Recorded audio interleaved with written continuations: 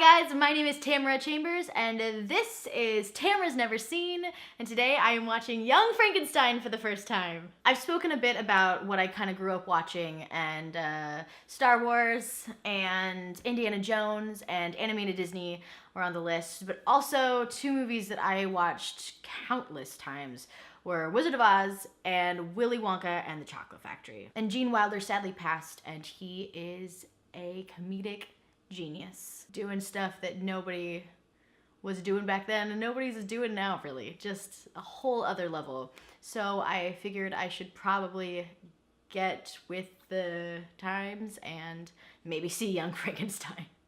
My gosh, these lips are too green. Can't do it. Can't do it, guys. It's too much. It's distracting me. Okay, that's a little better. A little less green. Maybe that's worse. It just looks like I've eaten a cupcake or something.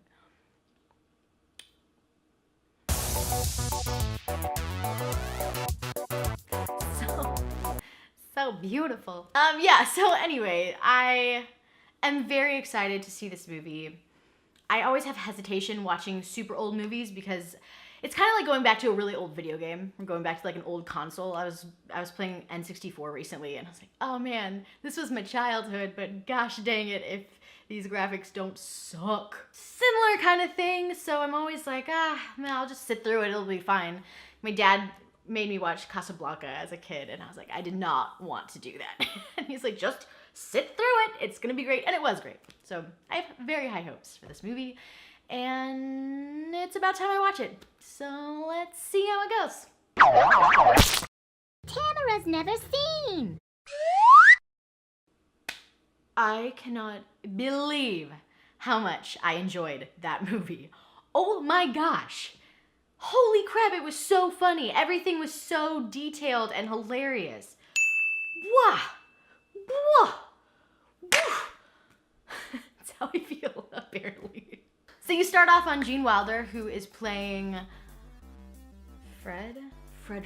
Frederick is his name. He's playing Frederick Frankenstein because he wants to distance himself from his grandfather, Frankenstein. He's a brilliant scientist, and he's teaching a lesson, and he gets very, very upset about this student asking about his grandpa, Frankenstein. So upset that he picks up a scalpel and just stabs his leg with it. And then he's like, all right, guess we're done here. Class is dismissed. And then this really weird guy that I don't think you ever see again comes up to him and brings him a box. I don't remember what's in the box either. This movie really impacted me, apparently.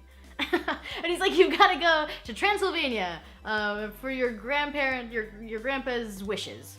So he goes. Before he goes, there's this incredibly funny scene between him and his fiancée Elizabeth, and they're saying goodbye, but she doesn't want him to touch any part of her because she's going to a party, and she doesn't want him to ruin her makeup or her hair or her dress, and it's so funny and real relatable.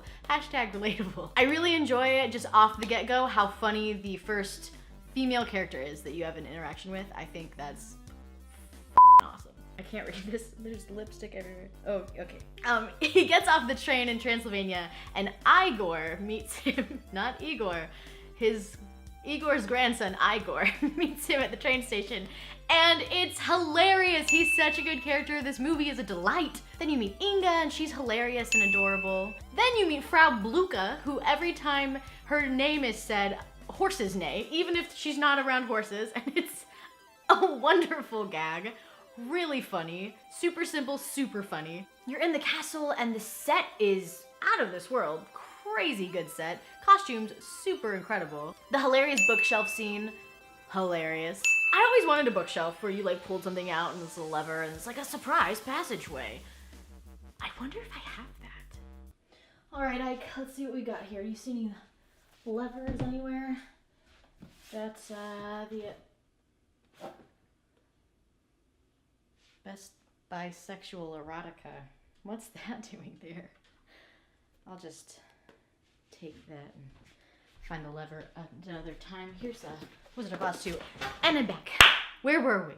So they find Frankenstein's old lab, and they're going down this staircase, and it's a really cool scene, but honestly, all I can think about and watch is Inga's bedgown. It is on point. Looking good, girl. I want a bedgown. I'll be right back.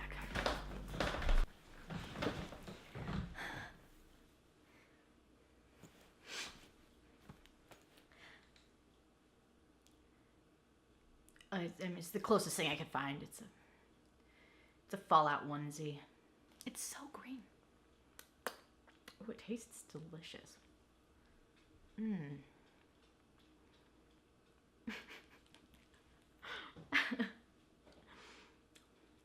That's way better. Okay. Don't look like a sparkly alien. Oh, I kind of want to look like a sparkly alien. Okay, anyways. So then they find his grandpa's library, and he's like, wait a second. I don't want to distance myself from Frankenstein. I want to be Frankenstein. So he's like, I'm going to make a monster myself. And then the movie makes the most funny, simple penis joke ever executed in film. Well, that goes without saying. Well, that goes without saying. Well, that goes without saying. So they grave rob a body, and then Igor tries to get a brain, and he breaks the brain that Fred wants, and so he gets a brain that just says, abnormal brain, do not use. Super simple, but hilarious. I loved it so much. So at first the monster isn't alive, and then it wakes up after a few days. Oh my god, the sedatives charades scene is so brilliant and hilarious. Also, they're very good at charades. So at this point, the monster's sedated, but Frau Blocko, or whatever her name is, lets him go, and it's revealed that she was dating Victor Frankenstein. And it's a hilarious reveal because she's like, yes, he was my boyfriend! Which is just a hilarious term for her to use. This movie is a GD delight. I can't cuss. I love it AF. Doesn't even work. This movie's funny AF. That's it, that works. There we go.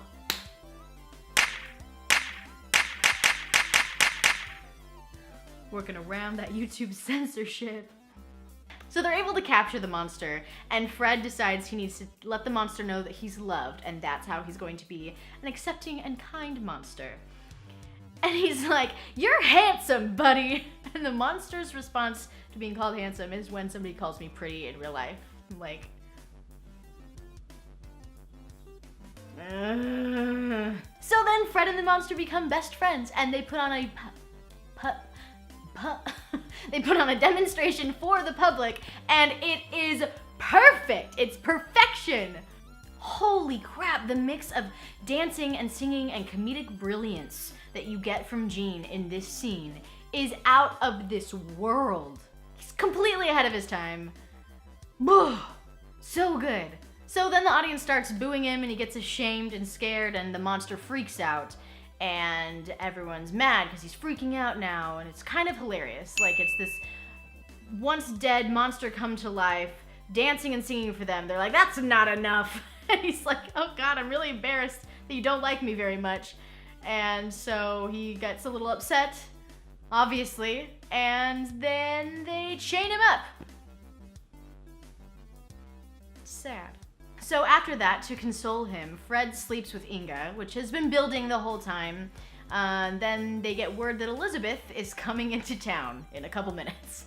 Oops! The monster ends up taking Elizabeth from her room in the castle to some cave somewhere. I'm not sure where it is, but then they totally do it. 7 times! And it's a hilarious scene. At first I thought it might be going in the way of kind of like rapey vibes. It felt that way at first, but it was not that, and it was super funny. And she sings opera when she's having sex, which is a first. I've never seen anyone do that. I've seen other things, but not that. Then though, they lure the monster back to the castle with music, and they are trying to help him have more brain. So Fred is like, I will give him some of my brains. And so they put little helmets on and little ropies and tubes. It's a technical term for it. And they conduct this experiment. But all of the public is like there with like pitchforks, and they're all mad, and they come in and they turn the experiment off.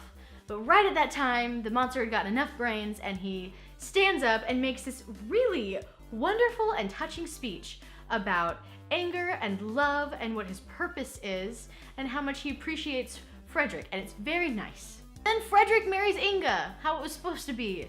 And the monster marries Elizabeth, and it's hilarious. And at the very end, they put the button on top of just like, Inga's like, Fred, he got some of your brain, so what did you get in return? Penis jokes. So a couple things I really, really loved about this movie. It surprised me. Like I said, I'm always kind of hesitant to watch older movies. It shocked me with how raunchy it was, but tastefully raunchy, I guess. So funny. Everything was hilarious. Igor, oh my lord, so funny. You met the policeman when they were like grave robbing, and he was so funny. It was a small part. And then the police chief guy with the wooden arm, hilarious. Also, all of the women were super funny, which I really appreciate.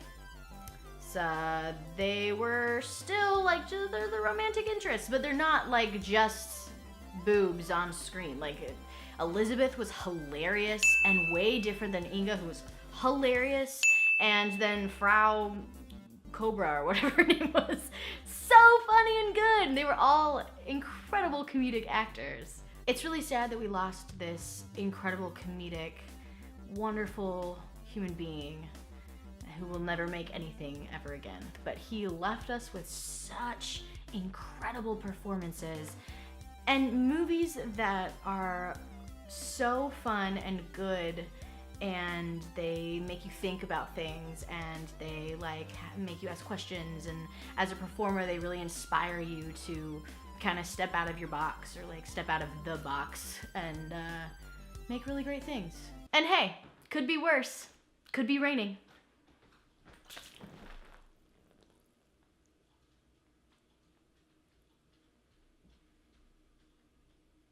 Worth it.